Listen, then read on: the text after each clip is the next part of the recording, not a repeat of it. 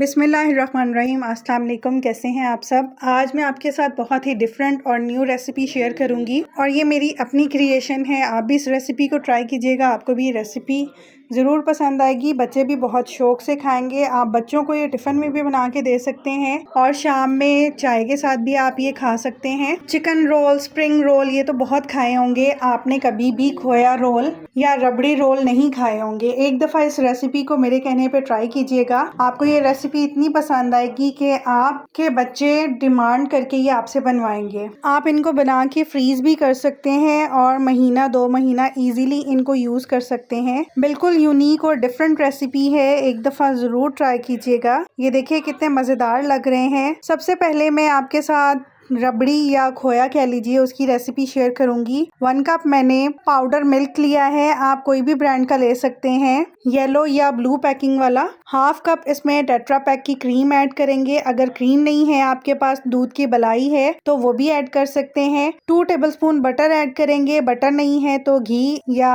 Oil add कर सकते हैं। 1.5 कप रेगुलर मिल्क ऐड करेंगे। आप टेट्रा पैक वाला मिल्क भी ऐड कर सकते हैं। इन सब चीज़ों को मिक्स कर लेंगे। 2 टेबलस्पून मैंने इसमें शुगर ऐड की है। विस्क की हेल्प से अच्छे से मिक्स कर लेंगे सारी चीज़ों को ताकि इसमें लम्स नहीं बने। और जब हम इनको कुक करें तो आपको पता है जब गुठलियाँ आएँ तो वो अच्छा नहीं लगता। स्मूथ सा हमारा खोया या रबड़ी रेडी होनी चाहिए। और 2 टेबलस्पून इतने बैटर के लिए मीठा काफ़ी है, ज़्यादा मीठा नहीं कीजिएगा। अब इसको लो टू मीडियम फ्लेम पर हम कुक करेंगे और मुसलसल इसमें विस्क या चम्मच चलाते जाएंगे ताकि जो हम रबड़ी तैयार कर रहे हैं वो जले नहीं साइडों से भी, क्योंकि इसमें मीठा डाला है, ड्राई मिल्क ऐड किया है, उसकी वजह से ये मिक्सचर जल्दी जल सकता है। इसलिए हम मुसलसल इसमें चम्मच चलाते जाएंगे। साइड्स भी स्पैचुला से क्लियर करते जाएंगे ताकि साइड्स पर भी जो हम रबड़ी खोया तैयार कर रहे हैं वो लगे नहीं। 7 से 8 मिनट हो चुके हैं मुसलसल इसको कुक करते हुए। ये देखिए अब बॉइलिंग पॉइंट भी आ चुका है और ये थिकनेस की तरफ भी आ चुका है। लेकिन मैंने इसको मजीद थिक करना है क्योंकि हमने रबड़ी खोया टाइप इसको टेक्सचर देना है। हाई फ्लेम पर इसको बिल्कुल भी आपने कुक नहीं करना वरना ये सारा जल जाएगा और इसका टेक्सचर भी बिल्कुल खराब हो जाएगा। और इसका कलर भी जो इतना लाइट्स और प्यारा सा खोया का कलर आ रहा है एक्चुअल वो नहीं आएगा, डार्कनेस की तरफ चला जाएगा। ये देखिए अब इसको मैंने मजीद कुक किया है और ये जब ठंडा होगा तो इससे भी ज्यादा थिक हो जाएगा। ऑलमोस्ट हमने 10 से 12 मिनट इसको कुक किया है। लो टू मीडियम फ्लेम पर ही इसको कुक किया है। जब ये खोया पतीली का पैंदा छोड़ देगा तो हमारा खोया बिल्कुल रेडी हो चुका है। अब मैं इसको निकाल लूंगी और ठंडा कर लूंगी। रोल की फिलिंग के लिए बस इतनी थिकनेस चाहिए मुझे। अगर मज़ीद मैं इसको कुक करूंगी तो वो बिल्कुल खोए की फॉर्म में आ जाएगा।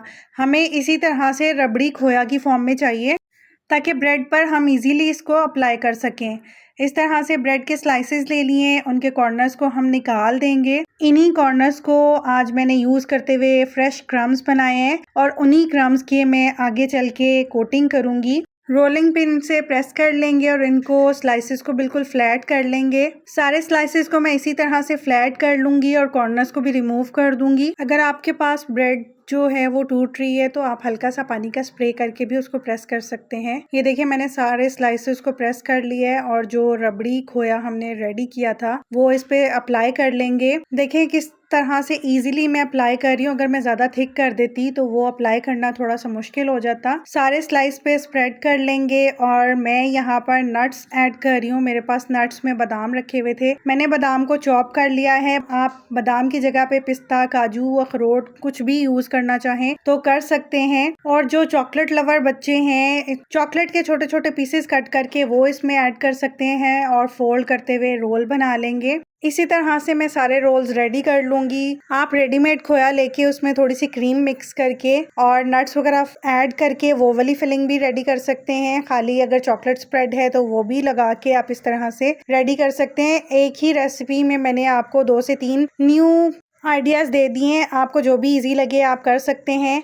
2 एग्स ले लिए थे और उसमें मैंने 3 टेबलस्पून मिल्क ऐड करके बीट कर लिया था। रोल्स को पहले एग और मिल्क वाले मिक्सचर में डिप करेंगे और जो मैंने क्रम्स फ्रेश क्रम्स रेडी किए हैं उसमें अच्छे से कोट कर लेंगे। सारे रोल्स को मैं इसी तरह से कोट कर लूँगी। आप इस स्टेज पे इनको बना के एयर टाइट जार या जिप लॉक बैग में रख के स्टोर कर सकते हैं। बहुत ही इजी और डिफरेंट रेसिपी है, बहुत मज़ेदार बने थे। आप भी ज़रूर ट्राई कीजिएगा। अगर आपको रेसिपी अच्छी लगी हो तो फ्रेंड्स एंड फैमिली में शेयर कीजिएगा। ऑयल मैंने पहले गरम कर लिया था, मैं यहाँ पर शैलो फ्राई कर रही हूँ। आप चाहें तो डीप फ्राई भी कर सकते हैं। ऑयल को गरम करके फ्लेम को मैंने लो कर दिया था, क्योंकि अगर हम हाई फ्लेम पर रोल्स को फ्राई करेंगे तो ये क्रिस्पी नहीं बनेंगे, सॉगी हो जाएंगे और जो हमारी ब्रेड है वो ऑयल एब्जॉर्ब करेगी। आप इन रोल्स को फ्राई करने की बजाय ग्रिल पैन पे थोड़ा सा ऑयल स्प्रे करके भी बना सकते हैं, एयर फ्रायर में भी बना सकते हैं